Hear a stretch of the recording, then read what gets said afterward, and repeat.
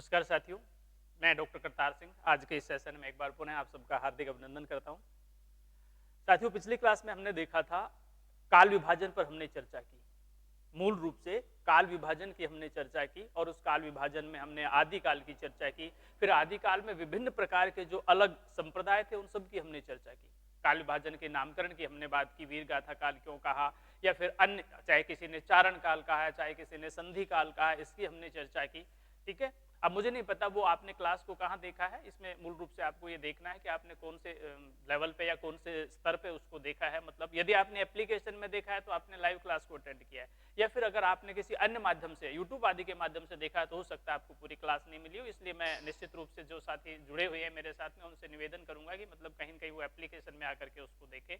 एक और बीच में हम चर्चा कर रहे थे बीच में कि किसी ने कहा था कि सर वो नाथ संप्रदाय वाली जो क्लास है आपने उसको बहुत जल्दी किया है, तो वो जल्दी नहीं था। दरअसल क्या, आपने उसको रिवीजन क्लास को देखा होगा। ठीक है, यानी आप अच्छी तरह से एक बार देख लीजिए कि यदि मैं उसमें कहीं कहीं मार्कर का प्रयोग नहीं कर रहा तो वो रिवीजन की क्लास रही होगी, और अगर मैंने मार्कर का प्रयोग किया है, बोर्ड पे ठीक ढंग से उसको समझाया तो वो क्लास रही होगी। आपने कौन सा देखा मुझे नहीं पता वहां पर। ठीक है, तो काल विभाजन में हम आगे बढ़ते हुए आज हम मूल रूप से भक्ति काल की चर्चा करेंगे। सबसे पहले हमें यह देखना है कि जो भक्ति काल का हमारा जो दृष्टिकोण था या भक्ति काल की हमारी जो रूपरेखा थी, ठीक है, उसके उद्भव के कारणों पर हमने चर्चा की। ठीक है, पिछली कक्षा में हमने चर्चा की थी। यहाँ पर फिर वही चीज आ जाती है कि आप कहेंगे पिछले हमने अटेंड नहीं की, तो आप देखिए सीक्वेंस को देखिए आप जो भी। तो हमने की थी कि क्या ऐसा हो गया, ऐसा क्या हो गया कि अचानक जो वीर गाथा काल था उसमें अचानक फिर भक्ति का उद्भव हो गया यहाँ पर। तो हमने पहले भी चर्चा की कि कोई भी जो परिस्थिति होती है वो एक दिन में परिवर्तित नहीं होती। कोई भी जो परिस्थिति होती है वो एक दिन में बदलती नहीं है। ठीक है, उसके पीछे बहुत कारण रहते हैं, बहुत से कारण रहते हैं। व्यक्ति जब ऊब जाता है, ठीक है, तो कहीं न कहीं वो नए रास्तों की तलाश करता है, और किसी भी काल के उद्भव में, किसी भी काल के उदय में भी निश्चित रूप से इन्हीं कारणों का हम समावेश करते हैं यहाँ पर।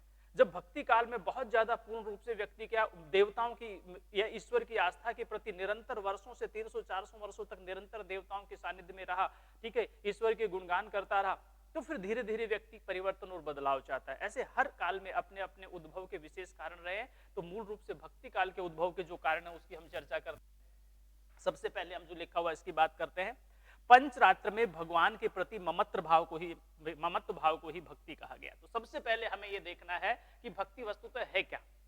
ठीक है, भक्ति वस्तु तो है क्या, उसमें कहीं ना कहीं भावों की प्रधानता होती है, कहीं ना कहीं भावों के गांधीर्य की प्रधानता होती है, भावों की गंभीरता होती है। हम आस्था के साथ लगाते हैं उसको। ठीक है, इष्ट के प्रति आस्था के भाव को हम भक्ति कहते हैं। तो अलग अलग विद्वानों ने अपने अपने ढंग से, अलग अलग आचार्यों ने, अलग अलग संप्रदायों ने अपने अपने ढंग से उसकी व्याख्या की है। हम बात कर रहे हैं पंचरात्र की, क्योंकि हम सिलेबस की चर्चा करते हैं मूल रूप से। ठीक है, और भी व्यक्ति यदि हमारे साथ जुड़ते हैं, इस चीज को देखते हैं, तो अलग बात है, वहां पर वो मतलब अपने ज्ञान प्राप्ति के लिए, ठीक है, क्योंकि बुद्धि लब्धि के आधार पर व्यक्ति अपने ज्ञान का अर्जन करता है। लेकिन हम यहाँ पर पंचरात्र की बात करते हैं, तो हमने कहा कि पंचरात्र में भगवान के प्रति ममत्व भाव को ही क्या कहा गया है, भक्ति कहा गया है। तो ईश्वर के प्रति जो ममता भाव है, ईश्वर के प्रति जो ममत्व का भाव है, उसको ही हम क्या कहते हैं यहाँ पर मूल रूप से भक्ति नाम दिया गया। लेकिन हम किसकी चर्चा कर रहे हैं, पंचरात्र की चर्चा कर रहे हैं। भक्ति का प्रथम उल्लेख कृष्ण परंपरा के अनुसार श्वेताश्व में मिलता है। ठीक है, तो देखिए यहाँ पर श्वेताश्वत जो उपनिषद हमारी है उसमें मूल रूप से भक्ति का पहला उल्लेख हमें देखने को मिलता है। भक्ति काल हम बात करेंगे, भक्ति के उद्भव की हम बात करेंगे, भक्ति के विभिन्न रूपों की हम बात करेंगे, सगुण और निर्गुण की हम चर्चा करेंगे, ज्ञान मार्गी और प्रेम मार्गी शाखाओं की हम चर्चा करेंगे। उधर तुलसी की जो राम मार्ग की शाखा थी और सूरदास की जो कृष्ण मार्गी शाखा थी उसकी हम चर्चा करेंगे। आगे फिर उसमें हम संत परंपरा की, ज्ञान परंपरा की चर्चा करेंगे। लेकिन इससे पहले, सबसे पहले हम मूल रूप से यदि बात करें तो हम ये बात करने की कोशिश कर रहे हैं कि भक्ति का पहला जो दृष्टिकोण हमें देखने को मिलता है वो बल कहां मिलता है, पंचरात्र में मिलता है। इस पंचरात्र के अनुसार जो हमने व्याख्या की है, ठीक है, उस व्याख्या के आधार पर हमने ममत्व भाव को भक्ति का है। अपने इष्ट के प्रति, अपने आराध्य के प्रति जो ममत्व का भाव है वही भक्ति है। ठीक है, ये केवल एक संप्रदाय की परिभाषा है, एक संप्रदाय की रूपरेखा है यहाँ पर। लेकिन इसका पहला उल्लेख कहां मिलता है, यदि हम बताए कृष्ण परंपरा के अनुसार, हम किसी और परंपरा की बात नहीं कर रहे। यदि कृष्ण परंपरा की हम बात करते हैं तो कृष्ण परंपरा के अनुगामी जो लोग हैं वो इस चीज को स्वीकार करते हैं कि भक्ति का जो प्रथम उल्लेख मिलता है वो श्वेतवास्त्रोप उपनिषद में मिलता है यहाँ पर। ठीक है, क्योंकि उपनिषदों में ही मूल रूप से इस ज्ञान का वर्णन हमें देखने को मिलता है यहाँ पर। तो ये आपको ध्यान रखना है यहाँ पर। नामकरण, लगभग सभी ने इस नाम को स्वीकार किया। यदि हम नामकरण की बात करें, क्या हम इसको भक्ति काल कहें? जैसे वीर गाथा काल में वीर गाथा काल कहा आचार्य रामचंद्र शुक्ल ने, किसी ने चारण काल कहा, किसी ने संधि काल कहा, किसी ने आदि काल कहा। तो क्या भक्ति काल के नामकरण के बारे में भी विवाद या फिर मतभेद रहे हैं? तो ऐसा नहीं है। लगभग सभी संप्रदायों ने इसके नामकरण को भक्ति काल के रूप में ही स्वीकार किया यहाँ पर। ठीक है, तो हम ये कह सकते हैं, निर्विवाद रूप से कह सकते हैं, भक्ति काल के उदय का मुख्य कारण लेखकों पर आश्रयदाताओं का प्रभाव रहा है। मुख्य कारण है आश्रयदाताओं का प्रभाव रहा है। ठीक है, क्योंकि लोग जिसके आश्रय में रहेंगे उसी का गाना बजाना पड़ेगा निश्चित रूप से। हालांकि आश्रयदाताओं का काल भक्ति काल के बाद में रीति काल में अधिक रहा है। आश्रयदाताओं का जो प्रभाव था वो भक्ति के बाद में जो रीति काल आता, हमारा जो श्रृंगारिक भावना आती, उसमें अधिक रहा है यहाँ पर। ठीक है, लेकिन मतलब कहीं न कहीं भक्ति के उदय के पीछे भी जो मूल कारण बताया गया है वो आश्रयदाताओं का प्रभाव बताया गया है। क्यों? क्योंकि वीर गाथा काल में, मतलब हमने पहले भी पढ़ा है, आदि काल में आपने देखा होगा कि आदि काल में प्रामाणिकता का अभाव था। आदि काल में प्रामाणिकता का अभाव था। अब क्यों था आदि काल में प्रामाणिकता का अभाव? क्योंकि वो आश्रय में रहने वाले लोग थे, मूल रूप से वो आश्रय में रहने वाले लोग थे। जो लेखक जो थे वो आश्रय में रहते थे, और उनके जिन राजाओं के आश्रय में रहते थे उनकी झूठी वीरता का चित्रण करना पड़ता था, रानियों के झूठे सौंदर्य का चित्रण करना पड़ता था। आपने देखा है ना, ठीक है, जैसे श्रृंगारी काल में बिहारी ने किया। आगे चल करके जो नायिका पान निगलती है तो पान की पीक भी उसके गले में से मतलब जाती हुई दिखाई देती है। इतना पारदर्शी और इतना गौरवर्ण था उस नायिका का। यहाँ पर ये असंभव सा है, लेकिन मैं ये रीति काल की चर्चा कर रहा हूँ। लेकिन हम भक्ति काल से पहले की यदि बात करें कि आश्रय का काल था और वो झूठे सौंदर्य का और झूठी वीरता का चित्रण करते करते ऊब चुके थे, थक चुके थे। ठीक है, यही कारण था कि मूल रूप से क्या, कहीं न कहीं किसी एक अलग भावना का उदय होता है यहाँ पर। तो ये आश्रयदाताओं का प्रभाव रहा है। ये लोग वीरता एवं सौंदर्य का मिथ्या चित्रण करते करते, झूठा चित्रण करते करते इतने दुखी हो गए थे कि ईश्वर के अतिरिक्त इन्हें और उपाय नहीं सूझता था। इनको लगा कि मतलब कब तक हम आखिर ये करते रहेंगे, क्योंकि एक निश्चित सीमा होती है किसी भी चीज की। ठीक है, आप उसी चीज का बार बार रिपीट करते रहोगे तो आदमी का मन उब जाता है, आदमी अंदर से खींचने लगता है, आदमी के मन में एक चिढ़ पैदा होती है यहाँ पर कि ये क्या है। ठीक है, क्योंकि कहीं इसका प्रतिफल भी बहुत ज्यादा नहीं मिल रहा है, बहुत ज्यादा प्रतिफल भी नहीं मिल। इसलिए धीरे धीरे उन आश्रयदाताओं से हट करके, और मतलब आदमी का जो ध्यान है, लेखकों का जो ध्यान है, उन आश्रयदाताओं से हट करके और कहीं न कहीं किसी सर्वशक्तिमान शक्ति की ओर केंद्रित होने लगा कि यदि ऐसा ही करना है तो क्यों नहीं किसी इष्ट के प्रति हम समर्पण कर दें। यहाँ पर इस एक व्यक्ति के समर्पण के पीछे मतलब अपने पूरा जीवन निकाल दिया, आधा जीवन निकाल दिया। अब जो हमारा शेष जीवन है, क्यों नहीं किसी इष्ट के प्रति, किसी आराध्य के प्रति, किसी ईश्वर के प्रति, किसी देवता के प्रति हम समर्पित करें। ऐसा भाव, ये विद्वानों के अलग अलग मत है, क्योंकि कोई एक कारण नहीं होता किसी भी चीज में, किसी भी काल के उद्भव में कोई एक कारण नहीं हो सकता। ठीक है, सामाजिक कारण अलग होते हैं, राजनीतिक कारण अलग होते हैं, व्यक्तिगत प्रभाव अलग होता है, व्यक्ति का परिवेश वहां का अलग होता है। इन सबको मिलकर के किसी भावना और किसी काल का उद्भव होता है। तो हम मूल रूप से एक कारण की चर्चा कर रहे हैं। इतने दुखी हो गए थे कि ईश्वर के अतिरिक्त और इन्हें कुछ सूझता नहीं था। अतः ईश्वर को साक्षी मानकर इन्होंने लेखन प्रारंभ किया, जिससे भक्ति का उदय हुआ। ठीक है, तो भक्ति के उदय का एक प्रमुख कारण था। हमने कहा बहुत कारण हो सकते हैं, लेकिन हम मुख्य कारणों की हम चर्चा कर रहे हैं। जो हम ध्यान रखेंगे, हमारे जो सिलेबस का क्राइटेरिया है उसको ध्यान में रखते हुए मूल रूप से कारणों की चर्चा करेंगे। तो मूल रूप से जो सवाल बनते हैं उनको एक बार मैं रिपीट कर रहा हूं। पंचरात्र में भगवान के प्रति ममत्व भाव को भक्ति कहा गया। आपको ध्यान रखना है कि भक्ति क्या है, ईश्वर के प्रति, अपने इष्ट के प्रति ममत्व भाव। ये दृष्टिकोण हमें कहां से देखने को मिलता है? पंचरात्र से ये दृष्टिकोण हमें देखने को मिलता है। एक सबसे महत्वपूर्ण बात, ठीक है, कृष्ण परंपरा के अनुसार श्वेताश्वतरोपनिषद में मूल रूप से भक्ति का प्रथम उल्लेख मिलता है। तो परंपरा को याद रखना है आपको, और ठीक है, और इस पुस्तक अर्थात इस उपनिषद का नाम आपको याद रखना है। काल की यदि हम बात करें नामकरण की, तो नामकरण लगभग सबने मुक्त कंठ से इसको स्वीकार किया है। मूल कारणों में यदि हम चर्चा करें तो आश्रयदाताओं का प्रभाव जो है ये मूल रूप से हमें दिखाई देता है, क्योंकि ये लोग वीरता का और नारियों के सौंदर्य का मिथ्या चित्रण करते करते, झूठा चित्रण करते करते इतने दुखी हो चुके थे कि इन्हें अब लगता था कि अब तो किसी अन्य मार्ग की हमें तलाश करनी चाहिए, और वो अन्य मार्ग इनको ईश्वर के चरणों में नजर आया। इसलिए इन लोगों ने क्या किया, मूल रूप से ईश्वर को साक्षी मानकर लिखना प्रारंभ किया। इस आधार पर मूल रूप से हम क्या कहते हैं कि भक्ति भावना का उद्भव होता है यहाँ पर। ठीक है, नेक्स्ट हम बात करते हैं, भक्ति भावना का उद्भव हो गया। इसके बाद की यदि हम चर्चा करें आगे, तो मूल रूप से हम अगले स्लाइड पे आते हैं। थोड़ी टेक्नोलॉजी जो है विचलित कर देती है कभी कभी। भक्ति काल के उद्भव में राजनीतिक कारण हो सकते हैं, धार्मिक कारण हो सकते हैं, हमने कहा व्यक्तिगत कारण हो सकते हैं, अलग अलग कुछ भी बहुत बहुत चीजें होती है, क्योंकि एक काल के उद्भव में कोई एक चीज तो होती नहीं है। राजनैतिक, धार्मिक, सांस्कृतिक, अन्य प्रभाव रहे यहाँ पर। क्योंकि राजनीतिक कारण में क्या होता है कि भाई व्यक्ति, जो भी व्यक्ति आएगा, जो भी राज करेगा, जो भी राजगद्दी पर बैठेगा, जो भी शासन व्यवस्था को संभालेगा, उसका जो भी दृष्टिकोण होगा वो अपने लोगों को, अपने आश्रित जो भी कवि या रचनाकार है उनको कहेगा कि इसके ऊपर लिखिए, तो वो एक अलग भावना पैदा होगी यहाँ पर। ठीक है, सामाजिक कारण अलग हो सकता है, तत्कालीन समाज में क्या दृष्टिकोण है उसके आधार पर व्यक्ति की भावना अलग उजागर होती है। इसीलिए तो हम कहते हैं कि साहित्य समाज का दर्पण होता है। राजनीतिक कारण अलग हो सकते हैं, सांस्कृतिक कारण अलग हो सकते हैं, तत्कालीन समय में क्या संस्कृति है, ठीक है, लोगों की संस्कृति क्या है, लोगों की सोच क्या है, ठीक है, तत्कालीन परिवेश क्या है, उसके आधार पर एक अलग भाव का जन्म होता है और वो भाव कालांतर में आकर के किसी एक अलग संप्रदाय का रूप ले लेता है यहाँ पर। तो विभिन्न कारण हो सकते हैं। राजनीतिक कारणों में तत्कालीन मुगलों का प्रभाव था।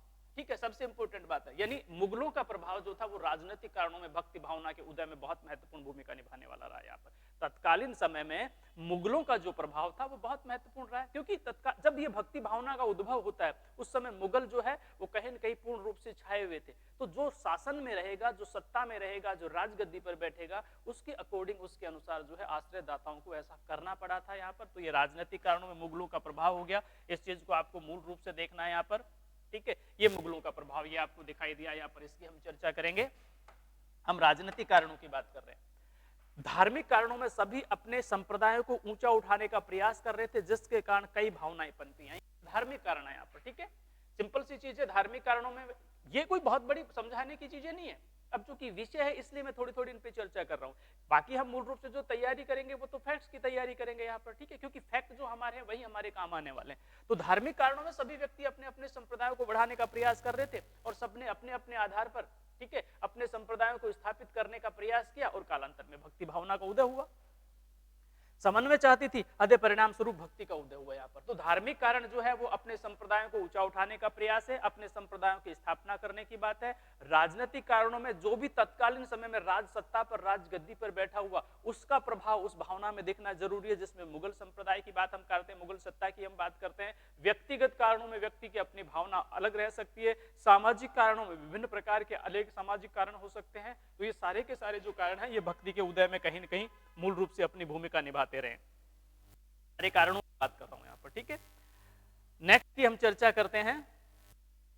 ये देखिए, भक्ति के बारे में हजारी प्रसाद द्विवेदी का कथन है कि मैं जोर देकर कहना चाहता हूं कि अगर इस्लाम न आया होता तो भी इस साहित्य का बाहर आना वैसा ही होता जैसा आज है। यहाँ पर बहुत इंपॉर्टेंट कोटेशन है, बहुत इंपॉर्टेंट कथन है यहाँ पर। ठीक है, आचार्य हजारी प्रसाद द्विवेदी कहते हैं कि मैं दावे के साथ कह सकता हूं, मैं जोर देकर अपनी बात पर बल देकर के कह सकता हूं कि यदि इस्लाम न आया होता तो भी भक्ति भावना का स्वरूप ऐसा ही होता जैसा आज है। तात्पर्य क्या है कि ये परिस्थितियां बहुत पहले से बन चुकी थी और भक्ति भावना का उदय होना ही होना था। हम मुगलों की बात करते हैं, हम इस्लाम की बात करते हैं, हम अन्य धर्म और संप्रदायों की बात करते हैं कि अगर वो नहीं आते तो भक्ति भावना का स्वरूप कुछ और होता, लेकिन नहीं। आचार्य हजारी प्रसाद द्विवेदी कहते हैं कि निश्चित रूप से मैं दावे के साथ कह सकता हूं, ठीक है, कि भक्ति भावना का स्वरूप वैसा ही होता जैसा आज है। अर्थात बहुत ज्यादा प्रभाव इन लोगों का इसके ऊपर भक्ति के उद्भव में नहीं पड़ा। यहाँ पर आचार्य मतलब हजारी प्रसाद द्विवेदी ये कहना चाहते हैं। भक्ति की प्रमुख धाराएं जो है, नॉर्मल सी चीजें हम भलीभांति जानते हैं क्योंकि यहाँ से क्वेश्चन बनते हैं। आपको लगता है कि तो नॉर्मल चीजें हम भी जानते हैं, लेकिन जो शिक्षार्थी नए हैं, जो नहीं जानते, जो पहली बार मतलब आए हैं इस लाइन में, ठीक है, पहली बार पीजी करके आगे नेट या स्लेट की तैयारी कर रहे हैं या फिर यूपीएससी में जिन्होंने अपना सिलेबस ले रखा, सब्जेक्ट ये ले रखा है, उन लोगों के लिए तो ये बहुत नॉर्मल सी चीजें होती है। लेकिन जो पहली बार आए, कुछ बच्चे पीजी कर रहे हैं या फिर कुछ ग्रेजुएशन में अभी हैं, उनके लिए भी तो ये क्लासें होती हैं सारी की सारी। ठीक है, लाइव क्लास जो है वो किसी एक पर्टिकुलर चीज के लिए है, लेकिन आप जिस प्लेटफॉर्म पर आपको मिल रही है तो सबके लिए होती है, इसलिए उन सारी चीजों को ध्यान में रख करके हम लोग जो भी एक कक्षा में पढ़ाते हैं। भक्ति की प्रमुख दो धाराएं प्रारंभिक सदी में पनपी जो इस प्रकार है। सिंपल रूप से आप भली भांति जानते हैं कि जो सगुण भक्ति धारा जो है और निर्गुण भक्ति धारा। नॉर्मल सी चीजें हैं कि भक्ति काल में कौन कौन सी धाराओं का उद्भव हुआ, तो मूल रूप से प्रारंभिक अवस्था में भक्ति काल में दो धाराओं का उद्भव होता है, एक सगुण भक्ति धारा है और एक निर्गुण भक्ति धारा है। रिपीट कर रहा हूं, एक सगुण भक्ति धारा और एक निर्गुण भक्ति धारा। ये सामान्य सी चीजें हैं, ये लिटरेचर के शिक्षार्थी के लिए, साहित्य के शिक्षार्थी के लिए नॉर्मल चीजें होती है। ठीक है, लेकिन जो बेस क्लियर करना चाहते हैं उनको विशेष रूप से इस चीज का ध्यान रखना है। तो हम बात कर रहे हैं यहाँ पर एक सगुण भक्ति धारा का उद्भव होता है और एक निर्गुण भक्ति धारा का उद्भव होता है। यहाँ पर अब थोड़ा सा फर्क देख लीजिए, सगुण और निर्गुण में क्या फर्क था यहाँ पर। ठीक है, सगुण का तात्पर्य जिसका रंग, रूप, शक्ल, सूरत, आकार, अर्थात जो किसी आधार की पूजा करते हैं वो सगुण धारा के अनुयायी है। ठीक है, जो किसी आधार की पूजा, जिस उदाहरण के लिए मैं मूर्ति पूजा की बात करूं, सगुण का मतलब जिसका स्वरूप दिखाई देता है, जिसका आधार दिखाई देता है, ठीक है, जिसकी रूपरेखा आपको दिखाई देती है, जिसका गुण है, रंग है, संप्रदाय है, स्वरूप है। हम कह सकते हैं कि भगवान का दृष्टिकोण ऐसा है या भगवान का स्वरूप ऐसा है, वो सगुण भक्ति धारा है, ठीक है, जैसे हम मूर्ति पूजा में विश्वास करते हैं। लेकिन निर्गुण परंपरा वो परंपरा होती है जो ईश्वर की सत्ता को कण कण में मानते हैं, जैसे कबीर की निर्गुण धारा रही, ठीक है। वो कहते हैं कि आप आंखें बंद करो तो कहीं न कहीं सब कुछ साकार हो जाता है, तो निर्गुण में भी कहीं न कहीं सगुण है। तुलसी ने आगे रामचरितमानस में ऐसा उल्लेख किया है, ठीक है, कि जब आप किसी इष्ट को मानते हो, किसी इष्ट को मानते हो और आप कहते हो कि ईश्वर कण कण में विद्यमान है, तो जब आंख बंद करके उस कण कण में विद्यमान उस सत्ता को आप देखते हो, तो कहीं न कहीं वहां भी आपको एक साकार प्रतिबिंब का दर्शन होता है, वहां भी उस साकार प्रतिबिंब की झलक दिखाई देती है, और वो भी कहीं न कहीं सगुण हो जाता है। तो ये तुलसी की रामचरितमानस या तुलसी की मानस की एक अलग अथा परंपरा है यहाँ पर, क्योंकि तुलसी का जो मानस है वो तो अपने आप में समन्वय की भावना को पूर्ण रूप से बल देने वाली चीज है। हम बात कर रहे हैं सगुण और निर्गुण की यहाँ पर, तो दो धाराएं आगे चल करके भक्ति काल में निकलती है। एक सगुण धारा जो कहीं न कहीं रंग रूप शक्ल सूरत आकार का मतलब समर्थन करती है, और एक निर्गुण धारा जो ईश्वर की सत्ता को कण कण में विद्यमान मानती है, ठीक है।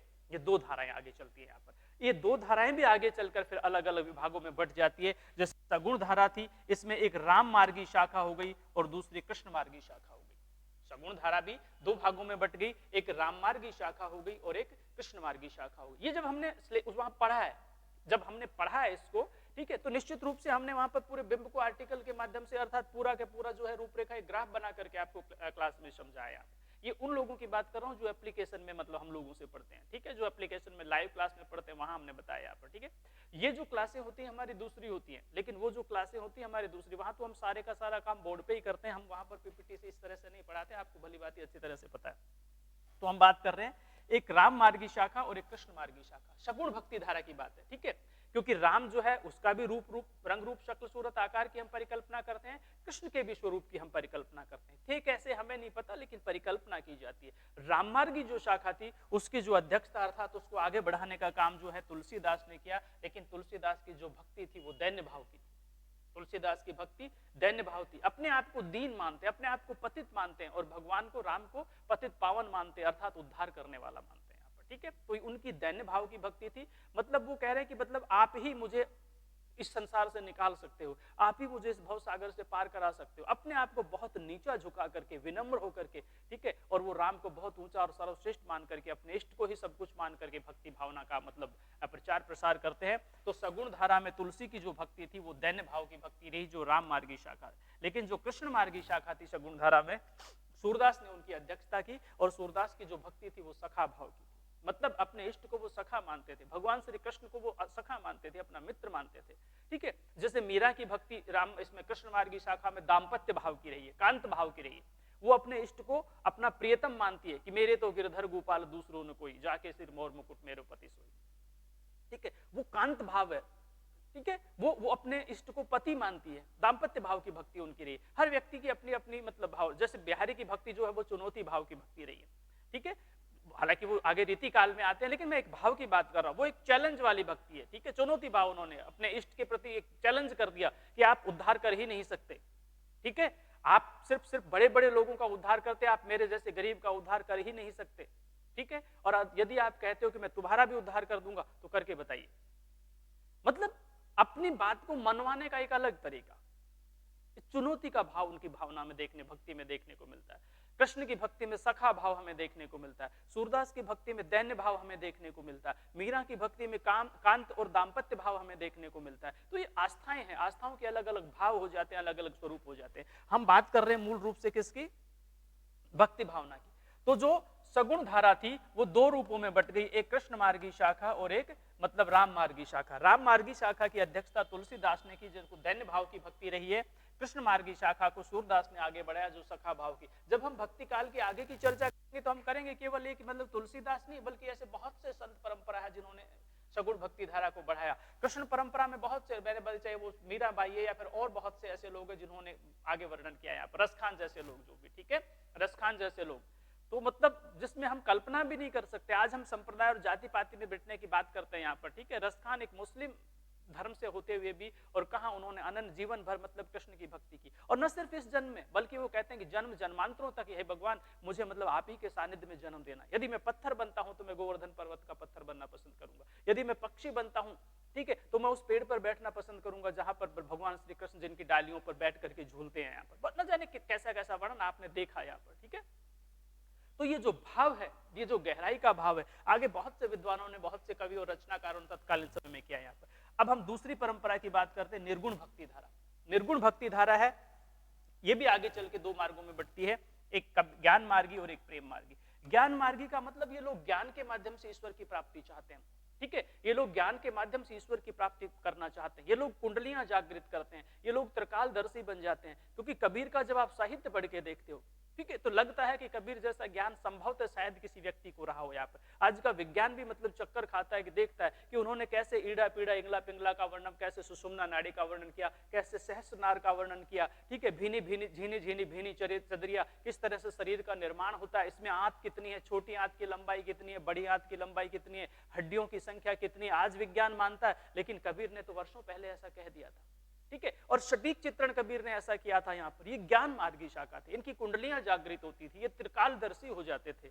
कबीर के बारे में आपने पढ़ा है ना, ठीक है, क्योंकि कबीर पूर्ण रूप से कहता था कि जब व्यक्ति को ज्ञान की प्राप्ति हो जाती है तो फिर क्या ईश्वर और क्या भगवान, वो सीधा साक्षात्कार ईश्वर के साथ कर सकता है, सीधा साक्षात्कार ईश्वर के साथ कर सकता है। कबीर ने उलटबासी का प्रयोग किया, भली भांति जानते कबीर की उलटबासी, ठीक है, दूसरी दिशा में नहीं ले जा रहा हूं, आपके प्रश्न का है, प्रश्न में से प्रश्न निकल रहा है इसलिए मैं बात करता हूं। कबीर की उलटबासी आपने पढ़ी होंगी, मतलब समाज जो चाहता है उसका विरोध करना कबीर को। ऐसा नहीं कि वो समाज को गलत दिशा में ले जाना चाहते हैं, लेकिन उन्होंने कहा कि यार तुम जो अंधविश्वास करते हो, तुम जो ढकोसले करते हो, तुम जो आडंबर करते हो, तुम जो बाहरी दिखावा करते हो, गलत है। जप माला छापा तिलक सरे ने एको काम, मन कांचे नाचे वृथा तो साचे राचे राम। अरे तुम तिलक और जप मतलब करते हो, जप और मालाएं करते हो, तिलक लगाते हो, राम नाम की चद्दर ओढ़ते हो, तुम्हारे मन में तो गंदगी भरी पड़ी है। मन कांचे नाचे वृथा, तुम्हारा मन यदि कच्चा है तो तुम बेकार में भक्ति का बाहरी ढोंग कर रहे हो, नाच रहे हो, बेकार में दिखावा कर रहे हो। साचे राचे राम, क्योंकि ईश्वर है, ठीक है, वो तो सच्चे रूप में निवास करते हैं।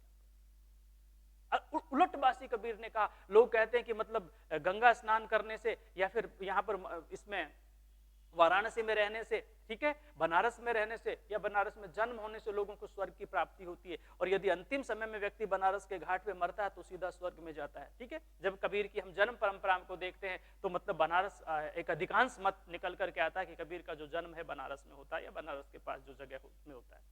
जिंदगी भर कभी बनारस में रहते हैं, काशी में रहते हैं, लेकिन जब मृत्यु नजदीक आती है तो काशी को छोड़कर और पास के गांव मगहर में चले जाते हैं, ठीक है। कुछ दिनों पहले उन्होंने कहा कि मुझे मगहर ले चलो यहाँ पर, क्योंकि मैं देखना चाहता हूं कि जिंदगी भर मैंने राम की सेवा की है, ठीक है, और यदि यहाँ मृत्यु के बाद यदि स्वर्ग की प्राप्ति होती है तो फिर इसमें ईश्वर का कौन सा एहसान मेरे ऊपर हो गया। मैं मगहर जाना चाहता हूं और वहां मेरी मृत्यु होगी और मैं देखना चाहता हूं कि मुझे मोक्ष की प्राप्ति होगी या नहीं होगी यहाँ पर, ठीक है। अलग बात है, वो मगहर वहां पर उसको लेकर के जाते हैं। मृत्यु के बाद लोग विवाद करने लगे, कुछ बोले हिंदू है इसका संस्कार करेंगे जला करके, कुछ बोले मुस्लिम है इसको मतलब मिट्टी में दफनाएंगे हम, जो भी इस तरह से विवाद होता रहा। और कुछ दिनों के बाद, कुछ देर के बाद पता चला कि जब देखता है तो शव गायब मिलता है और वहां थोड़े से फूल मिलते हैं। किंवदंतियां हो सकती हैं, लोक कथाएं हो सकती है, झूठ हो सकती है, सच हो सकती है, यथार्थ हो सकता है, बात वो नहीं है क्या है। हम बात ये कर रहे हैं कि कबीर ने उलटबाशी का प्रयोग किया, ठीक है, कबीर ने साखी का प्रयोग किया। साखी का तात्पर्य साक्षी, ठीक है। तो कबीर को समाज में जो दिखा उसका चित्रण कबीर ने किया, और कबीर का एक एक दोहा जो है वो करोड़ों करोड़ों रुपए का है यहाँ पर, ठीक है।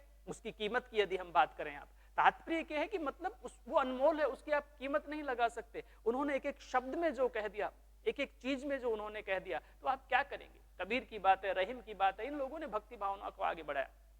बुरा जो देखन मैं चला बुरा मिलिया कोई, जो दिल खोजा अपना तो मुझसे बुरा नहीं। दुनिया को, सारी दुनिया में हम बुराई ढूंढने की कोशिश करते हैं, अपने अंदर झांक करके देखा, पता चला मेरे से बुरा तो इस दुनिया में कोई है ही नहीं।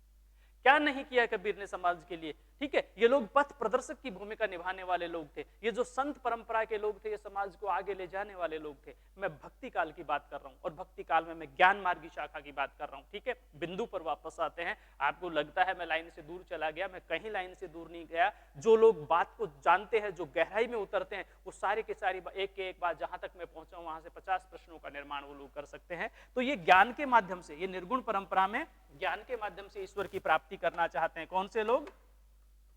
कौन से लोग? कबीर जैसे लोग, कबीर जैसे लोगों की मैं बात कर रहा हूं, ठीक है। लेकिन जो दूसरे जो लोग हैं वो प्रेम मार्गी, वो प्रेम के माध्यम से ईश्वर तक पहुंचना चाहते हैं, ये गा बजा करके ईश्वर तक पहुंचना चाहते हैं, ये संगीत के माध्यम से ईश्वर तक पहुंचना चाहते हैं, जिसकी अध्यक्षता मलिक मोहम्मद जायसी ने की पद्मावत जैसा महाकाव्य लिख करके। जब हम पद्मावत को पढ़ते हैं तो वहां हमें प्रेम का चित्रण मिलता है, पद्मावत को पढ़ते हैं तो प्रेम का चित्रण मिलता है, पद्मावती और रत्नसेन की प्रेम कहानी मिलती है। लेकिन सूफी परंपरा एक ऐसी परंपरा है जो आत्मा और परमात्मा का मिलन करवाती है, जो लौकिक परंपराओं के माध्यम से अलौकिक परंपरा का वर्णन करती है। मतलब नायक और नायिका तो उसके लौकिक रहेंगे, नायक और नायिका तो उसके लौकिक रहेंगे, ठीक है, लेकिन वो नायक और नायिका के मिलन के माध्यम से वो अलौकिक परंपरा यानी आत्मा और परमात्मा का मिलन करवाना चाहती है। ये कौन सी सूफी परंपरा रही है, और मलिक मोहम्मद जायसी ने इसी परंपरा का मूल रूप से पालन किया यहाँ पर, ठीक है। तो हम मूल रूप से चर्चा कर रहे हैं किसके, भक्ति काल की। रिपीट करता हूं इस स्लाइड को। पहली बात तो सबसे पहले हजारी प्रसाद द्विवेदी के कथन को आपको याद रखना है कि मैं दावे के साथ कह सकता हूं कि यदि इस्लाम न आया होता तो भी भक्ति का स्वरूप ऐसा ही होता जैसा आज है, अर्थात बहुत ज्यादा इस्लाम का प्रभाव भक्ति की परंपरा पर नहीं पड़ा। आचार्य हजारी प्रसाद द्विवेदी का यह कथन। हजारी प्रसाद द्विवेदी ने जो मतलब रिसर्च किया, जो शोध किया, शायद ही हिंदी साहित्य में किसी विद्वान ने किया हो। एक अलग बात है कि श्रेय बहुत अधिक आचार्य रामचंद्र शुक्ल को मिल गया। मैं शुक्ल का विरोधी नहीं हूं, लेकिन शुक्ल ने जो कार्य किया वो किसी तथ्यों को उठा करके उसमें संशोधन करने का प्रयास किया। लेकिन अन्य विद्वानों जो कार्य किया, जो पहले किया, एक पहले व्यक्ति काम करता है, एक उसके तथ्यों को लेकर के उसमें संशोधन करने का कार्य करता है। तो आप अपने विवेक के आधार पर निर्णय कीजिए कि किस व्यक्ति ने बहुत अधिक काम किया होगा यहाँ पर, ठीक है। शाखाएं होगी, सगुण भक्ति धारा की दो रूप हो गए यहाँ पर, ठीक है, सगुण और निर्गुण भक्ति काल के। सगुण के दो रूप राम मार्गी और कृष्ण मार्गी, और निर्गुण के दो रूप जो हो गए वो ज्ञान मार्गी और प्रेम मार्गी यहाँ पर, ठीक है। इन दोनों चीजों के चित्रण की हम चर्चा करते हैं। आगे हम बात करते हैं भक्ति काल की प्रमुख प्रवृत्ति की। नेक्स्ट हमारे पास आता है भक्ति काल की प्रमुख प्रवृत्तियां। तो इसमें देखिए, सहजता ही ईश्वर प्राप्ति का साधन है, क्योंकि हर काल की अपनी प्रवृत्ति होती है। जैसे आदिकाल की प्रवृत्तियां हमने देखी, ठीक है, आदिकाल में हमने देखा मूल प्रवृत्तियों में जिसमें प्रामाणिकता का अभाव था, ठीक है, जो कल्पना लोक में अधिक विचरण करते थे, जो तथ्य मिलते हैं उसमें कल्पना अधिक और प्रामाणिकता कम दिखाई देती है। ऐसे बहुत से सिद्धांत अपने अपने काल में रहे यहाँ पर। तो भक्ति काल की जो मूल प्रवृत्ति हमें देखने को मिलती है, सहजता ही ईश्वर प्राप्ति का साधन है। सहजे सहज समाना, आपने देखा है, ठीक है। आडंबरों में ईश्वर नहीं है, ईश्वर आडंबरों में नहीं है। तिलक लगाने से, छापा लगाने से, राम नाम की माला पहनने से, ठीक है, चद्दर ओढ़ने से राम नाम की मतलब होता नहीं है। कबीर आदि ने देखा यहाँ पर कि मन का फिर, कर का मन का डाल के मन का फिर, कबीर ने कहा यहाँ पर।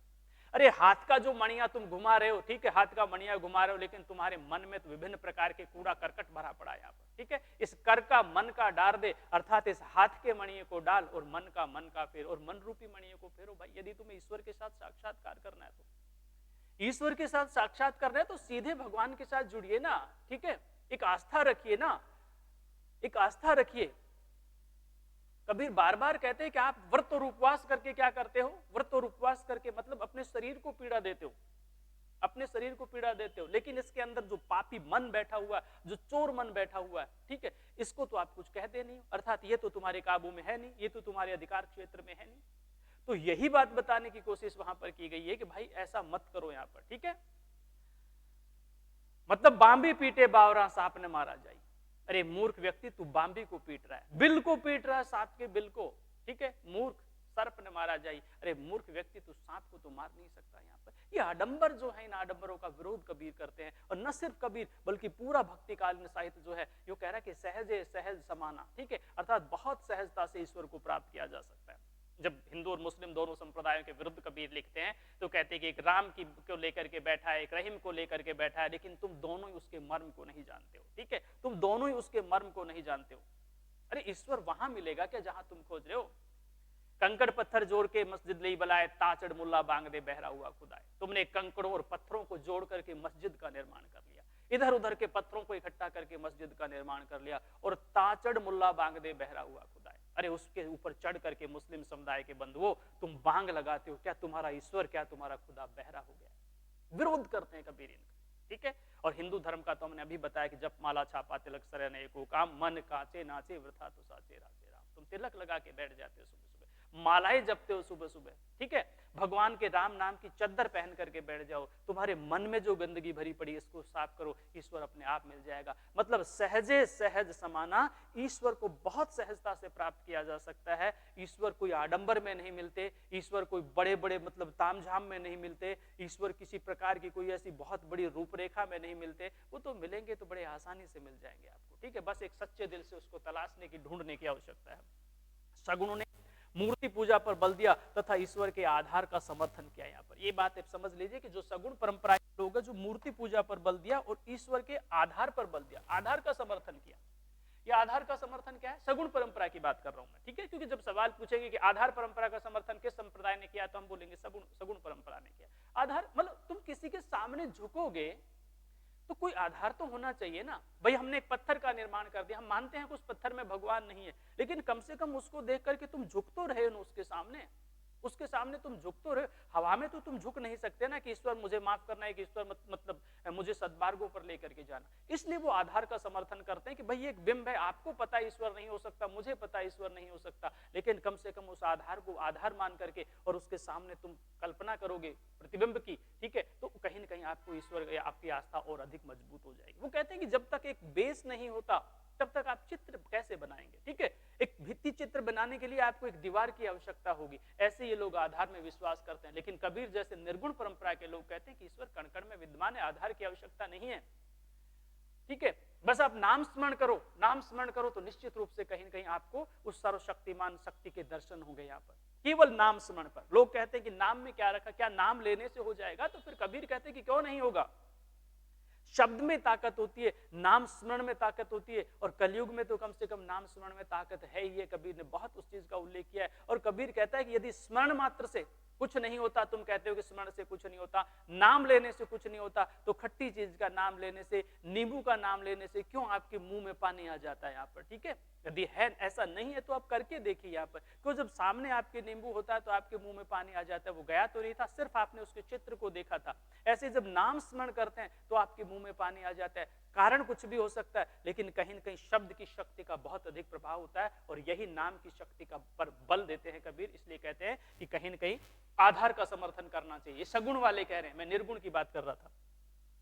इस काल में लेखकों ने स्वयं को पथ प्रदर्शक की भूमिका में रखा है। इन्होंने ईश्वर प्राप्ति हेतु विभिन्न मार्ग अपनाए, जीव जगत का वर्णन करना है यहाँ पर, ठीक है। काल है, अपने आप को पथ प्रदर्शक की भूमिका में रखा है। भक्ति काल की हम बात करें, चाहे वो सगुण धारा के लोग रहे, चाहे वो निर्गुण धारा के लोग रहे, समाज जो गलत मार्गों पर लेकर के चलता है, ठीक है, उनके पथ प्रदर्शक की भूमिका। यहाँ के जो गुरु हैं वो ज्ञान मार्गी, वो गलत मार्गों से अपने शिष्यों को जाने से रोकते हैं, समाज को जाने से रोकते हैं। समाज में जो अहित होता है, ठीक है, उसको सद्मार्ग पर लाने की कोशिश करते हैं। समाज जो गलत परंपरा की ओर जाता है उसका चित्रण करते हैं कि झूठे जगपति आना, साच कहूं तो मारन धावे झूठे जगपति आना। अरे मैं सच्ची बात कहता हूं तो दुनिया वाले मुझे मारने के लिए दौड़ते हैं, और जब झूठी बात कहता हूं तो लोग उस पर विश्वास कर लेते हैं यहाँ पर, ठीक है। यही समाज का दस्तूर है, समाज का ये दृष्टिकोण है। तो कबीर आदि लोगों ने, ठीक है, भक्ति काल के गुरुओं ने, भक्ति काल के संतों ने, भक्ति काल के मतलब जो श्रेष्ठ लोग थे, ठीक है, पथ प्रदर्शक की भूमिका के रूप में इन लोगों ने काम किया यहाँ पर। और इन्होंने विभिन्न मार्ग अपना ईश्वर को प्राप्ति के, जीव और जगत का वर्णन किया, आत्मा परमात्मा के मिलन की बात की।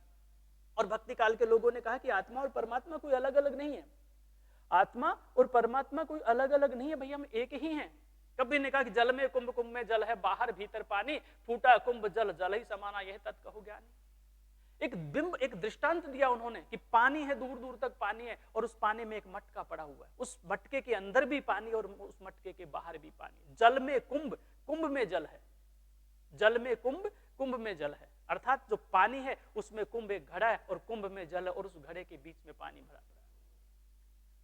जल में कुंभ, कुंभ में जल है, बाहर भीतर पानी, उस कुंभ के उस घड़े के अंदर भी पानी है और उस घड़े के बाहर भी पानी है, लेकिन फूटा कुंभ जल, जल ही समाना। जिस दिन वो कुंभ फूटता है, जिस दिन वो घड़ा फूटता है, तो अंदर का पानी बाहर के पानी में समाहित हो जाता है, और यह तत् कहो ज्ञानी। ज्ञानी लोग यही कहते हैं, मतलब आत्मा और परमात्मा कोई अलग नहीं है। जैसे उस घड़े के अंदर अलग पानी था और घड़े के अंदर बाहर दूसरा पानी था, लेकिन वो घड़ा बीच में था। जब वो घड़ा खत्म हुआ तो अंदर और बाहर दोनों पानी एकाकार हो गए। ऐसे हम आत्मा के अंश हैं, ठीक है, परमात्मा जो है उसी परमात्मा के अंश हमें, हम आत्मा के रूप में, हम अलग हैं। ये घड़ा, शरीर रूपी जो घड़ा जिस दिन खत्म होगा उस दिन अंदर की आत्मा निकल के परमात्मा के साथ मिल जाएगी और एकाकार हो जाएगा। पता ही नहीं चलता कौन अंदर का पानी और कौन बाहर का पानी, इस तरह से लोग ज्ञान का मार्ग के माध्यम से अपने समाज को आगे ले जाने का प्रयास करते हैं। मैं सिर्फ एक कबीर की बात नहीं कर रहा, कबीर ने चूंकि बहुत महत्वपूर्ण तथ्यों को उजागर किया इसलिए उनके एग्जाम्पल देना बहुत आवश्यक हो जाता है। तो ये लोग पथ प्रदर्शक की भूमिका में थे, जीव और जगत का इन्होंने चित्रण किया। निर्गुणों ने सहज साधना पर बल दिया। मैं सहज के बारे में बहुत कुछ बता चुका हूं। ईश्वर की सत्ता कण कण में व्याप्त माना है और माया को ठगने के रूप में देखा। ये लोग जब आत्मा परमात्मा के मिलन की बात करते हैं तो माया को ठगने के रूप में देखते हैं। आत्मा परमात्मा के मिलन में ये लोग माया को ठगनी के रूप में देखते हैं कि माया जो है वो ठगनी है, ठगती है, इसलिए माया से अपने आप को बचाओ, पैसे से अपने आप को बचाओ, धन के लोभ और लालच में जो हम पढ़ते हैं अपने आप को बचाओ यहाँ पर, ठीक है। इस तरह से भक्ति काल में विभिन्न प्रकार की प्रवृत्तियां कहीं न कहीं हमें देखने को मिलती है। मैं केवल एक प्रवृत्ति की बात नहीं कर रहा, बल्कि विभिन्न काल की प्रवृत्तियां जो है वो इस काल में हमें देखने को मिलती हैं। आगे की हम चर्चा करेंगे भक्ति काल की प्रमुख प्रवृत्तियों के बाद में। अब भक्ति काल की परंपराओं की बात करते हैं, ठीक है। भक्ति काल की विभिन्न परंपराओं की हम चर्चा करते हैं। इन परंपराओं में हम क्या देखते हैं कि कौन कौन सी परंपराओं ने भक्ति काल में अपनी महत्वपूर्ण भूमिका निभाई है। ये कौन कौन सी ऐसी परंपराएं रही है जो भक्ति काल में कहीं न कहीं इसके विस्तार में, इसके विकास में अपना योगदान दिया। बहुत परंपराएं रही है, मोटी मोटी परंपराओं की हम बात करते हैं। संत काव्य परंपरा, ये जो संत काव्य परंपरा है इसमें आपको भली भांति देखना है कि ये जो संत काव्य परंपरा, इसमें विभिन्न प्रकार के संत हुए, ठीक है। भक्ति काल में बहुत संत हुए और प्राचीन काल से जो महाराष्ट्र आदि से अर्थात दक्षिण से जो परंपरा चली है वो तो बहुत महत्वपूर्ण रही है। कबीर आदि, हालांकि संत परंपरा के लोग, चाहे कबीर की बात है, चाहे रैदास की बात है, या द्रविड़ भक्ति जो वहां से उधर से संत परंपरा को जो लेकर के आए थे, महाराष्ट्र में जो संत समुदाय चला उसकी हम बात करेंगे। आलवार और नायनार की हम चर्चा करेंगे, ठीक है। आलवार परंपरा एक अलग थी, नायनार परंपरा एक अलग थी यहाँ पर, ठीक है। बहुत वैष्णव संप्रदाय एक अलग से चला, फिर शैव संप्रदाय एक अलग से चला। ये संत परंपरा के लोग थे, मतलब संतों ने इस परंपरा को बहुत अधिक आगे बढ़ाने का प्रयास किया यहाँ पर, ठीक है। तो ये संत परंपरा भक्ति काल में अपनी बहुत महत्वपूर्ण है। सूफी काव्य परंपरा, जिसमें हमने अभी अभी वर्णन किया था यहाँ पर, सूफी परंपरा में लोगों ने आत्मा और परमात्मा के माध्यम से जीव और जगत को मिलाने का प्रयास किया, लेकिन उनका उद्देश्य आत्मा और परमात्मा को मिलाने का रहता था। सूफी परंपरा बहुत बहुत महत्वपूर्ण प्रयास सूफी परंपरा का रहा है भक्ति काल में। जैसे हमने मलिक मोहम्मद जायसी की बात की, न सिर्फ एक व्यक्ति, इन्होंने सूफी परंपरा को थोड़ा सा पालन किया है, लेकिन बहुत से ऐसे समुदाय के लोग हैं जिन्होंने मूल रूप से सूफी परंपरा को आगे बढ़ाया है, जिसमें हम सुहृदव्रती आदि बहुत से संप्रदायों की चर्चा करेंगे जब हम इस विषय को आगे बढ़ाएंगे। फिलहाल हम केवल भक्ति काल की रूपरेखा की बात कर रहे हैं, ठीक है। क्योंकि जब हम एक संत परंपरा को पढ़ेंगे कि यहाँ पर हमें 20 संत पढ़ने को पड़ेंगे, जब सूफी परंपरा को पढ़ेंगे तो अलग सूफी सिद्धांतों की चर्चा हम करेंगे यहाँ पर। ऐसे कृष्ण परंपरा में कौन रहे, राम परंपरा में कौन रहे, ऐसे हम चर्चा करेंगे। तीसरी परंपरा हमारी जो आती है राम काव्य परंपरा, जिसकी मैंने बात बताई, जिसमें तुलसी ने इसकी अध्यक्षता की, अर्थात सबसे बहुत महत्वपूर्ण कार्य जो इन्होंने किया। आगे फिर कालांतर में जैसे जैसे समय बीतता है वैसे वैसे संप्रदाय बड़े होते चले जाते हैं और बहुत से लोग इनके साथ जुड़ते चले जाते हैं।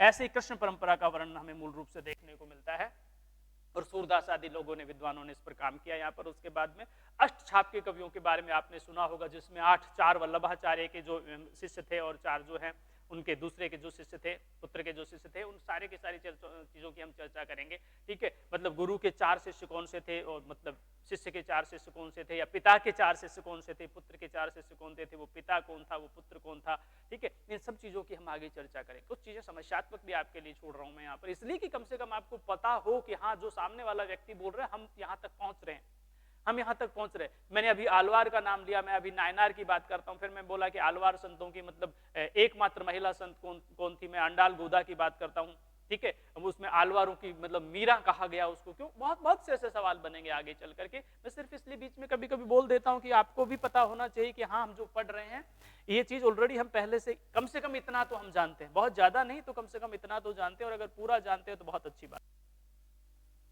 अब इसमें मूल रूप से हम चर्चा करें आगे। देखिए, संत काव्य परंपरा भक्ति काल में सर्वाधिक योगदान परंपरा का रहा। इन संतों के 2 संप्रदाय रहे यहाँ पर, जिसकी मैं चर्चा कर रहा था। देखिए, एक आलवार ये वैष्णव परंपरा के समर्थक थे, और नायनार ये शैव परंपरा के समर्थक थे। यहाँ पर ये भी विशेष रूप से आप देखना है कि हम केवल संत परंपरा की बात कर रहे हैं, केवल संत परंपरा की बात कर रहे हैं। इस संत परंपरा में सर्वाधिक जो महत्वपूर्ण जो है वो 2 संप्रदाय। आगे चल ने कहा कि हम सूफी आदि परंपरा की बात करेंगे, हम सारे संतों की चर्चा करेंगे, वो भी संत परंपरा के अंग है। लेकिन यहाँ जो हम बात कर रहे हैं इसमें मूल रूप से एक आलवार संप्रदाय जो है इसकी हम बात कर रहे हैं, और दूसरा नायनार जो संप्रदाय है हम इसकी बात कर रहे हैं यहाँ पर, ठीक है। तो आलवार संप्रदाय जो है ये वैष्णव परंपरा से संबंध रखने वाले विद्वान थे। आलवार संप्रदाय वैष्णव परंपरा के लोग थे, ये आपको ध्यान रखना है। और जो नायनार है ये शैव परंपरा के लोग थे, ये आपको ध्यान रखना है, ठीक है, परंपरा गलत लिखा हो। तो हम बात कर रहे हैं एक एक क्वेश्चन जो बनेगा उसकी हम चर्चा कर रहे हैं। तो हमें ये देखना है कि संत काव्य परंपरा में क्या भक्ति काल में संतों का योगदान रहा, हम बोलेंगे विशेष रूप से योगदान रहा, ठीक है। संत परंपरा में कौन कौन से संत थे उनकी हम चर्चा करेंगे, ठीक है। सूफी परंपरा में जो लोग थे, कृष्ण परंपरा में जो लोग थे, राम परंपरा में जो लोग थे, वो अलग अलग जिन जिन लोगों ने किया, क्योंकि हम काल का विभाजन करते हैं कि यहाँ से यहाँ तक का हमें आज साहित्य पढ़ना है, उसके आधार पर हम चर्चा करेंगे। एक दिन में तो सब कुछ नहीं होगा, लेकिन एक दिन जरूर होगा, विशेष रूप से ध्यान रखिए। दक्षिण भारत में भक्ति का विकास आलवार और नायनार संतों द्वारा होता है यहाँ पर, यानी सबसे पहले जो भारत में भक्ति परंपरा का उद्भव हुआ था वो तो दक्षिण से आया था, ठीक है। संत ज्ञानेश्वर आदि जो लोग थे जिन्होंने पूरे भारतवर्ष में भक्ति का उद्भव कर दिया, अर्थात भक्ति का प्रचार प्रसार कर दिया, तो इस योगदान को भुलाया नहीं जा सकता, ठीक है। तुकाराम जैसे जो संत थे यहाँ पर, इस पूरी की पूरी परंपरा में बहुत से संत थे, केवल एक संत ज्ञानेश्वर और संत तुकाराम की बात नहीं, बल्कि बहुत से ऐसे संत हैं जिन लोगों ने आगे काम किया। यहाँ पर हम मूल रूप से कहेंगे कि दोनों संप्रदायों का, चाहे वो आलवार संप्रदाय हो, इनका भी विशेष योगदान रहा है, और चाहे वो नायनार संप्रदाय हो, इनका भी विशेष रूप से योगदान रहा है, ठीक है। आलवारों की संख्या जो थी वो 12 थी, एकमात्र महिला संत अंडाल गोदाल थी यहाँ पर, किसमें, आलवार संतों में, ठीक है। मूल रूप से दक्षिण भारत, इन्हें मतलब क्या, आलवारों की अंडाल गोदाल, आलवारों की मीरा कहा जाता है। शायद बात इसमें नहीं लिखी हुई है, कोई बात नहीं, आपको विशेष रूप से ध्यान रखना है, सवाल पूछा जाता है बार बार। आलवारों की संख्या 12 थी, एकमात्र महिला संत अंडाल गोदा थी यहाँ पर, और इस अंडाल गोदा को ही आलवार संतों की मीरा कहा जाता है, आलवार संतों की मीरा कहा जाता है। इसमें लिखा नहीं है, तो ये आपको विशेष रूप से ध्यान रखना है। भक्ति भावना का मूल दक्षिण से माना जाता है, कहा गया है कि भक्ति द्राविड़ी उपजी लाए रामानंद, ठीक है। रामानंद जो है उन्होंने मूल रूप से भक्ति भावना का विकास किया। यहाँ पर मैंने बताया कि हम रामानंद की चर्चा है, संत ज्ञानेश्वर की चर्चा है, संत तुकाराम की चर्चा है, और बहुत से ऐसे लोग हैं, और बहुत से ऐसे लोग हैं जिन्होंने संत परंपरा को आगे बढ़ाया। यहाँ पर रामानंद का तो विशेष योगदान रहा, और रामानंद की तो खास बात हो रही है कि मतलब सगुण परंपरा में रामानंद के शिष्य मिलते हैं और निर्गुण परंपरा में भी रामानंद के शिष्य मिलते हैं, ठीक है। रामानंद के शिष्य सगुण परंपरा में मिलते हैं, निर्गुण परंपरा में मिलते हैं, ठीक है। सगुण परंपरा में मीराबाई भी पूर्ण रूप से रैदास और रामानंद से प्रभावित रही, हालांकि रैदास तो उनके गुरु थे, ठीक है, प्रभावित रही। इसी प्रकार कबीर जो है वो रामानंद से बहुत अधिक प्रभावित रहे, रामानंद के। तो कहने का तात्पर्य क्या है कि केवल ये नहीं थे कि एक संप्रदाय का व्यक्ति है तो दूसरे संप्रदाय का शिष्य इसमें नहीं आएगा। यहाँ पर एक विचारधारा थी, एक विचारधारा थी, आप किसी भी विचारधारा से जुड़ सकते हैं। अगर एक व्यक्ति सही है और आपने दूसरी विचारधारा का समर्थन कर दिया तो ऐसा नहीं उस सही वाले व्यक्ति की विचारधारा को आप गलत साबित कर देंगे, ठीक है। उसकी विचारधारा अपनी है, आपकी विचारधारा अपनी है, और अगर आपको लगता है कि वो व्यक्ति जो है सगुण परंपरा का व्यक्ति भी सही बात कह रहा है तो मैं उसका भी समर्थन करूंगा। ऐसे जो रामानंद थे इन्होंने तो दोनों परंपराओं का समर्थन किया, यानी रामानंद के जो शिष्य थे आगे चल के वो सगुण में भी देखने को मिलते हैं और वो निर्गुण में भी देखने को मिलते हैं। तो हम केवल मूल रूप से चर्चा ये कर रहे हैं यहाँ पर कि भक्ति काल के उद्भव के जो कारण थे उनमें मूल रूप से जो कारण भक्ति काल के उद्भव का था उसमें हमने चर्चा की कि आश्रयदाताओं का प्रभाव रहा है। उसके बाद ये लोग धीरे धीरे हट करके ईश्वर की ओर मिलते हैं, ईश्वर की ओर आते हैं, ठीक है। भक्ति भावना का अब केंद्र जो है वो ईश्वर हो गया था कि ईश्वर को साक्षी मानकर इन्होंने अब लिखना प्रारंभ किया, ईश्वर के चरणों में बैठकर इन्होंने अब लिखना प्रारंभ किया, क्योंकि वर्षों तक ये आश्रयदाताओं के चरणों में बैठ करके लिखते रहे थे। धीरे धीरे एक भावना का विकास होता है, एक भावना धीरे धीरे जागृत होती है। वो भावना आगे चल करके, भक्ति भावना आगे चल करके दो भागों में विकसित होती है, सगुण परंपरा और निर्गुण परंपरा। सगुण परंपरा की हमने चर्चा की, ठीक है। ये लोग मूर्ति पूजा में विश्वास करते हैं, रंग रूप शक्ल सूरत आकार को महत्व देते हैं। निर्गुण परंपरा वाले जो लोग हैं वो ईश्वर की सत्ता को कण कण में विद्यमान मानते हैं। यहाँ पर सगुण परंपरा की दो धाराएं आगे चल करके बढ़ती है, राम मार्गी शाखा जिसको तुलसी ने बहुत अधिक बढ़ाया, दैन्य भाव की भक्ति रही है, कृष्ण मार्गी शाखा जिसमें सूरदास और फिर कालांतर में अष्टछाप के कवियों ने आगे बढ़ाया, सखा भाव की भक्ति सूरदास की रही है। ऐसे निर्गुण परंपरा जो है वो कण में ईश्वर की सत्ता को मानने वाले जो लोग हैं उसमें भी दो परंपरा, एक ज्ञान मार्गी जो कबीर ने जिसको आगे बढ़ाया, और एक सूफी परंपरा भी हम कह सकते हैं जिसको, या फिर प्रेम मार्गी भी हम कह सकते हैं जिसको मलिक मोहम्मद जायसी ने आगे बढ़ाया, ठीक है। कबीर ने अपने शब्दों के माध्यम से, अपनी साखियों के माध्यम से, अपनी रमैनी के माध्यम से आगे वर्णन किया जिसकी हम चर्चा करेंगे। कबीर की रचना जो है वो बीजक, उस बीजक में शाखी भी मिलती है, शब्द भी मिलते हैं, रमैनी भी मिलते हैं। क्या होती है शाखी, क्या होते हैं शब्द, क्या होती है रमैनी, इसकी हम चर्चा करेंगे। ठीक है, सूफी संप्रदायों की आगे हम चर्चा करेंगे, कबीर की वाणी की हम चर्चा करेंगे। ठीक है, इसके बाद जिस परंपरा में हम पहुंचे कि भक्ति काल की जो परंपराएं रही थी, संत परंपरा, उसकी हमने चर्चा की। संत परंपरा में दक्षिण के संतों का, रामानंद का, संत ज्ञानेश्वर का, संत तुकाराम का बहुत अधिक महत्वपूर्ण प्रभाव रहा है यहाँ पर। ठीक है, संत परंपरा में शैव और वैष्णव दो संप्रदाय थे। नायनार और मतलब शैव का मतलब नायनार आदि का वर्णन हमने यहाँ पर किया है, जिसमें आलवार और नायनारों की हमने चर्चा की है। आलवारों में एक महिला संत भी थी, अंडाल गोदा, जिसको मतलब आलवारों की मीरा कहा जाता था। यहाँ तक की हमने चर्चा की है। इस क्रम को हम यूं ही जारी रखेंगे, लेकिन आज की क्लास में इतना ही। नमस्कार।